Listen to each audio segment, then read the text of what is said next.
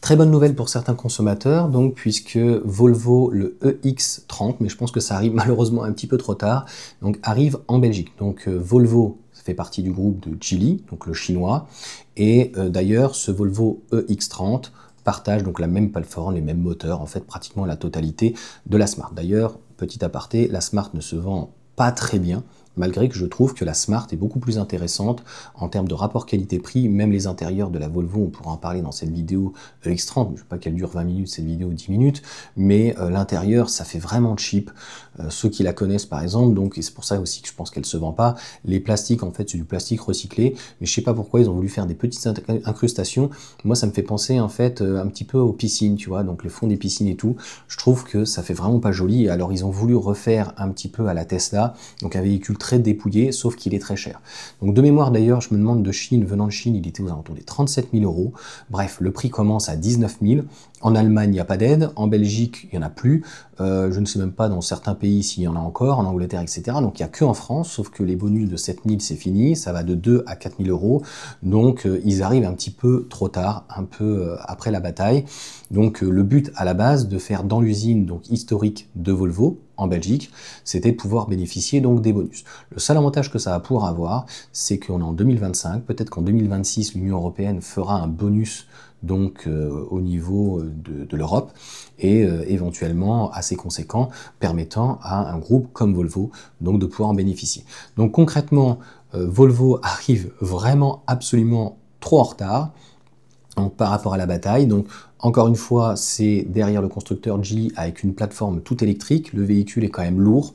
En termes de design, c'est vraiment très épuré, extérieur comme intérieur, avec un petit coffre. Donc nous, ça, au niveau de l'offre et la demande, c'est pas quelque chose qui est demandé à un tel point que à l'arrière, il y a beaucoup de place. Bah alors là, le coffre fait vraiment très petit, très étriqué, puisque de mémoire, la batterie est énorme et très lourd le véhicule. Donc il va jusque au niveau du coffre. Donc en fait, on se rend compte que au final, ce véhicule ne répond pas à la demande. Malheureusement, la Smart, je trouve qu'elle ne mérite pas vraiment cette carrière-là, parce qu'en termes de rapport qualité-prix, même la numéro 3 est assez intéressant, et avec des volumes beaucoup plus généreux, et avec l'infodivertissement de Mercedes, puisque Geely est à 50-50 avec Mercedes, et Geely s'est occupé donc de la partie, on va dire, châssis, moteur, propulsion, et ils sont venus donc avec des batteries LFP pour éventuellement réduire le coût, parce que finalement, on se rend compte que Geely rencontre le même problème que Volkswagen, c'est-à-dire de faire des petites voitures. Eh bien, ça demande obligatoirement un châssis en fait modulaire, et ça sera plus facile à l'amortir sur des valeurs hautes, comme par exemple une Smart numéro 5 qui arriverait, qui serait une concurrente en cette place d'un 5008, qui serait d'ailleurs pas plus cher, voire beaucoup moins cher, avec un véhicule propulsion 4 roues motrices beaucoup plus performant et technologiquement parlant encore venant de Mercedes. Et pour donc Volvo, comme je viens de te le dire, ils arrivent un peu tard, il n'y a plus de bonus, donc, à moins qu'il y ait un bonus européen qui revienne ou quoi. Donc je me demande pourquoi ils arrivent finalement donc en Belgique, sachant que le véhicule en prix de départ est relativement élevé, 39 000, on aura aux alentours des 40 000, et contrairement à la Smart, si tu connais bien donc la marque, moi j'y suis allé, on est quand même sur un véhicule de mémoire remisé, on arrive aux alentours des 33 000, et à 33 000 de mémoire, il est vraiment très bien donc optionné. Là, à 39 000 euros, c'est vraiment une version Access à la Renault, à la Stellantis, à la Volkswagen, donc en fait, le véhicule est complètement dépouillé, bien sûr, tu n'as plus de pompe à chaleur, hein, mais même intérieur-extérieur, il fait vraiment esthétiquement cheap, contrairement à la Smart où le véhicule reste bien optionné, il n'a pas de pompe à chaleur, mais là vraiment, t'as plus rien. Et la dernière chose, donc c'est, si on peut dire, enfin, il y aura encore une dernière chose, mais l'une des dernières choses, c'est que le véhicule est très typé chinois, donc dans la mesure où il y a beaucoup de place donc à l'arrière, mais au niveau du coffre, en fait, les Européens préfèrent de la place. Alors, vraiment, le coffre est très petit pour le gabarit, pour le segment, en fait, il n'est pas creux et tout, donc il peut être pratique. Mais voilà. Et puis la dernière des choses quand même que je voulais revenir, et que j'en ai parlé donc en début de vidéo, c'est-à-dire que à la fois l'extérieur, il est vraiment aseptisé par rapport à la Smart, par exemple. Je parle de la Smart parce que c'est sa petite cousine, tu vois, c'est la même plateforme. Eh bien, c'est pas foufou.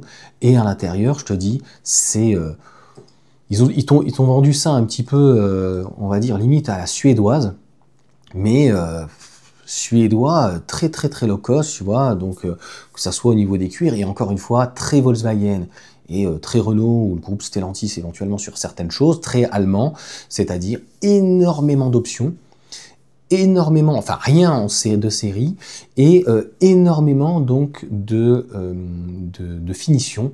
Et voilà, le client, si tu veux, à un moment donné, pareil pour les batteries, grosses, petites, moteurs, etc. Voilà, la seule chose qu'ils ont fait de bien, si on peut dire, c'est que c'est une bonne plateforme modulaire, c'est un très bon châssis, un très bon moteur, mais peut-être finalement trop puissant, parce que déjà sur la petite batterie, donc je sais plus combien elle fait, je crois que c'est 47 kWh, mais une petite batterie donc LFP qui suffit pour le quotidien, mais bon, à 40 000 € ça fait quand même cher.